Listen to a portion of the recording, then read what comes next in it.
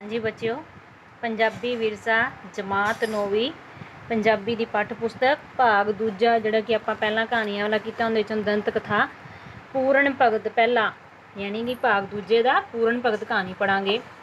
राजा Salwan Sialkot का राजा सी। इचरा ते लूणा उस दियां दो पत्नियां सन। इचरा की कुखों बालक पूर्ण ने जदों जन्म लिया तां ज्योतिषा ने वहम भरम पा दिता कि यह बालक 12 साल तक परिवार लई अशुभ होवेगा। राजा ये सुनदियां परेशान हो गया। काफ़ी विचार करन बाद उसने सोचा कि क्यों ना इस नूं 12 वरे भोरे विच रखिया जावे। उसने अपने करदियां नूं हुक्म दिता कि इस नूं 12 वरे भोरे विच रख दिता जावे। उन्होंने हुक्म मंदिया जी हा ही किया। इंज वह बालक 12 वरे भोरे विच ही पलिया। 12 वरे बीतन बाद ज्यों ही वह भोरे विच बाहर आके पिता सलवान नूं मिलन गया तां पुੱਤ नूं वेख के पिता नूं चाह चढ़ गया।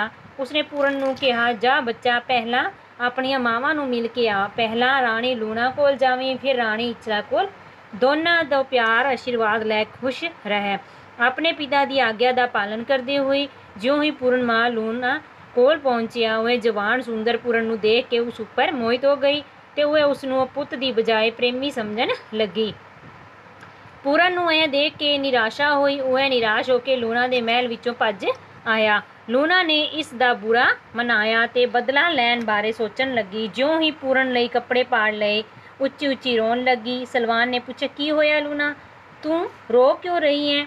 लूणा ने झूठी कहानी घड़ी ते कहन लगी, राजा जी, पूਰਨ मेरी सुंदरता वेख के मां पुੱਤ की मर्यादा भुल बैठा। इतनी गल सुनदियां ही राजे का गुस्सा पक गया। उसने झट ही जलादा नूं बुला के हुक्म दिता कि पूਰਨ नूं जानो मार के खूह विच सुੱਟ दिता जावे।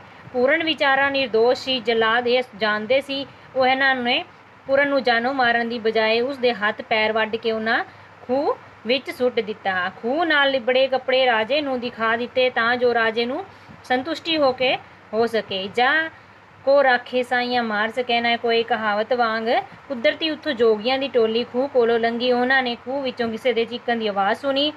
पूਰਨ ने हੱਡ बीती सुनाई यानी जिहड़ी कि उस दे नाल बीती सी। गुरु गोरखनाथ ते पूਰਨ ਨੂੰ किहा, जेकर तू सच्चा है तां मैं तेरा इम्तिहान लवांगा। पूਰਨ ने पूछा, की दसो की इम्तिहान लैना? गोरखनाथ ने किहा, मैं सूत दा कच्चा धागा खूह च लमकाउंदा हां। जेकर तू बाहर आ गया तां सच्चा है, नहीं तां झूठा है। उसने हाँ कर दिती ते वह हौली हौली खूह तो बाहर आ गया। उस दी सच्चाई वेख के गोरखनाथ ने उसनूं ठीक कर दिता। गोरखनाथ तो आशीर्वाद लैके पूਰਨ जोगी बन गया। जोगियां नाल रहन करके वह रोज़ ਵੱਖ-ਵੱਖ ਥਾਵਾਂ ਤੇ ਭਿੱਖਿਆ ਲੈਣ ਜਾਂਦਾ। ਇੱਕ ਦਿਨ ਰਾਣੀ ਸੁੰਦਰਾਂ ਦੇ ਘਰ ਭਿੱਖਿਆ ਮੰਗਣ ਗਿਆ ਤਾਂ ਵह पूਰਨ ਨੂੰ ਵੇਖਦਿਆਂ ਹੀ ਸਭ ਕੁਝ ਭੁੱਲ ਬੈਠੀ।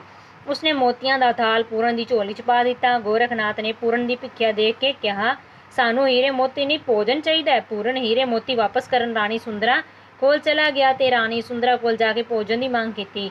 ਸੁੰਦਰਾਂ ਨੇ ਤਰ੍ਹਾਂ ਤਰ੍ਹਾਂ ਦੇ ਭੋਜਨ ਤਿਆਰ ਕੀਤੇ ਤੇ ਗੋਰਖਨਾਥ ਦੇ ਟਿੱਲੇ ਤੋਂ ਆਣ ਪਹੁੰਚੀ। ਉਹਨਾਂ ਨੇ ਪਿਆਰ ਸਤਿਕਾਰ ਨਾਲ ਸਾਰਿਆਂ ਨੂੰ ਭੋਜਨ ਛਕਾਇਆ। ਉਸ ਦੀ ਸੇਵਾ ਭਾਵਨਾ ਵੇਖ ਕੇ ਗੋਰਖਨਾਥ ਵੀ ਹੈਰਾਨ ਰਹਿ ਗਿਆ।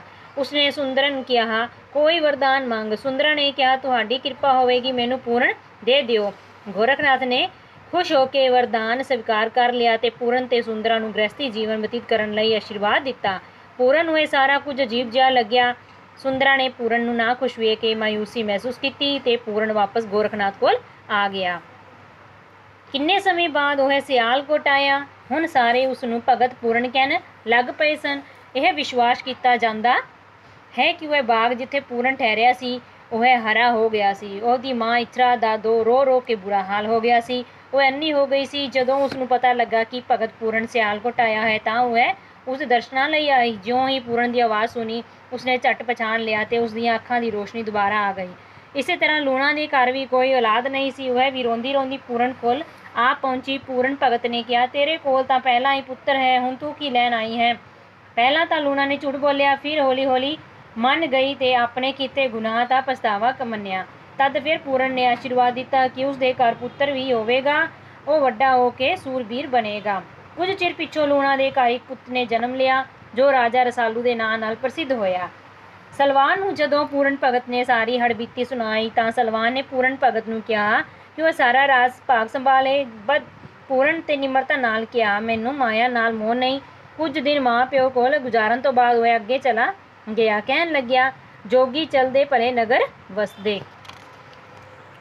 यानी कि उन्होंने की दस्सिया इस कहानी दे विच कि जिथे भी अपना परमात्मा के नाम के नाल रहना चाहिए है, तो की है सीधी सिर्फ सलाह करनी चाहिए है। धन्यवाद।